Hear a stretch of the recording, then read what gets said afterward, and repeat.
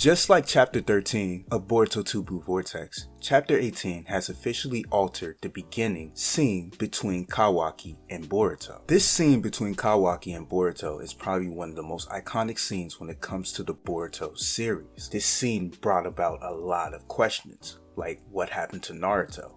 Who are these two characters fighting on the monuments? What are these seals on their body? And why is the Leaf Village destroyed? So if you've been living under a rock, when Chapter 13 dropped, the whole internet went crazy all over social media sites like Twitter and TikTok because we learned that Kashin Koji is assisting Boruto and he activated an ability to see all paths and directions of the future and all possible outcomes called the 10 Directions, which this ability directly comes from the god Shibai. A lot of people pointed out that Boruto made a comment during this interaction with Kawaki, was this the only possible outcome? Tying back to 10 Directions, because now as the audience, we know Boruto knows all the possible outcomes of the future because of Kashin Koji's ability. This outcome of Kawaki turning evil, destroying the Leaf Village, and now have to fight Boruto to the death was the worst case scenario, because we see it in one of the chapters in Boruto 2 Blue Vortex.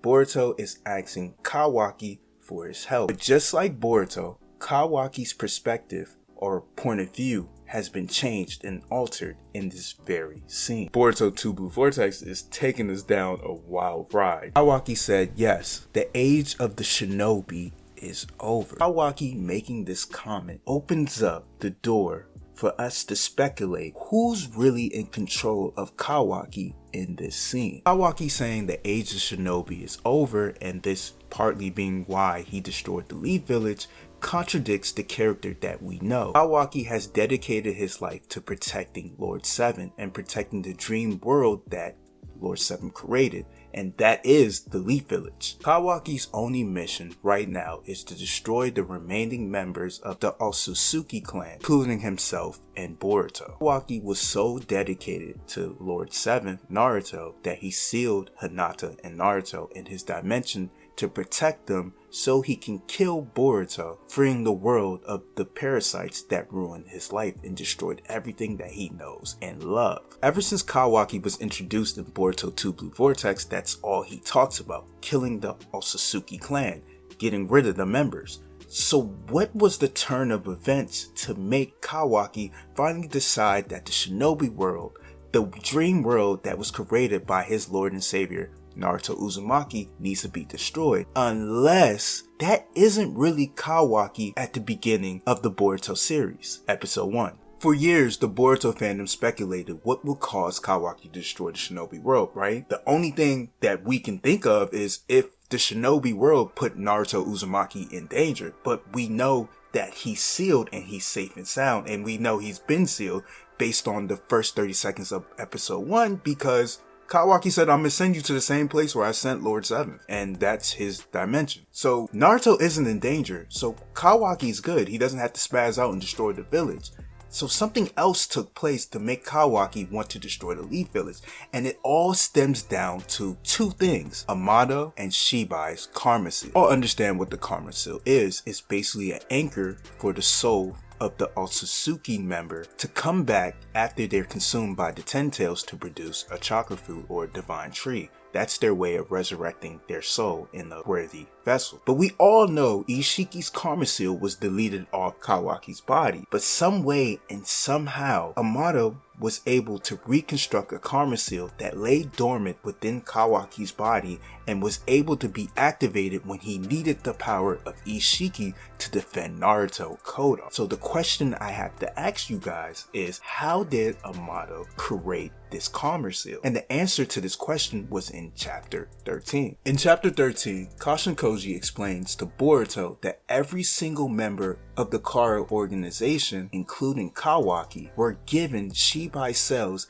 in a poor attempt to produce senjutsu abilities. Amado transferred these cells into their bodies without the approval of Ishiki, and I can explain why. Ida, Damon, and Code manifested their senjutsu abilities, but the other Kara members didn't. Boro, Delta, and Kashin Koji. The ones that activated their senjutsu abilities became above Jigen level threats, and Jigen wanted these cyborgs shut down. This is why Ida and Damon were shut down and shipped off. The only reason why Code was allowed to stay was because he was submissive to Ishiki, proving that Amado didn't get Ishiki's permission to create or transfer Shibai cells into these cyborgs. He did it on his own will, because he wanted the powers of the gods. One power that Amado seems to obsess with is the power of resurrection, the karma ability, the anchor to the soul. And he used Shibai cells to create his own karma seal,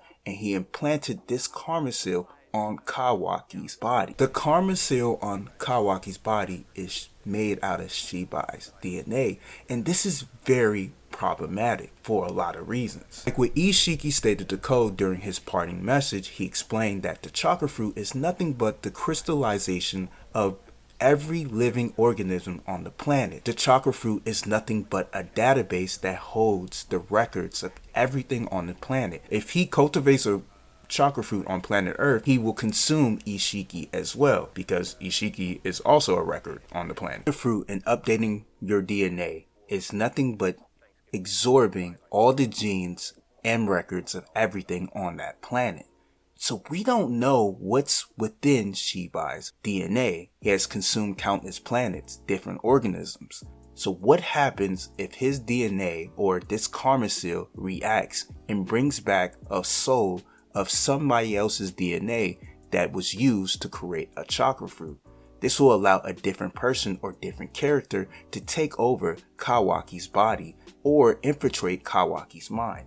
We all know that Kawaki isn't going to plant karma seal on Akabe's body unless all his enemies are destroyed. So when Jura dies and Boruto dies, which is going to happen pretty soon, and I have a video to explain the course of events that's about to take place this year to put us on this path, Kawaki will implant his karma on Akabe's body, and the moment he does this is going to cause a chain reaction to awaken every cell in Shibai's DNA, bringing something to the surface that will take over Kawaki's body and Akabe's body. It can be either Shibai's partner, or something completely different. Don't be shocked when we move into the future of the series and we find out that Kawaki is no longer in control of his body, or something has infiltrated his mind and made him go crazy to force him to destroy the age of the Shinobi. Because the only creatures that will look at the Shinobi and think they are an abomination is the Otsutsuki clan members, because Kaguya was never supposed to mate with humans on planet Earth. Only they would want this planet to be destroyed. That's it for this video. Like, comment, subscribe, and let me know what you think down in the comments, and I'm out.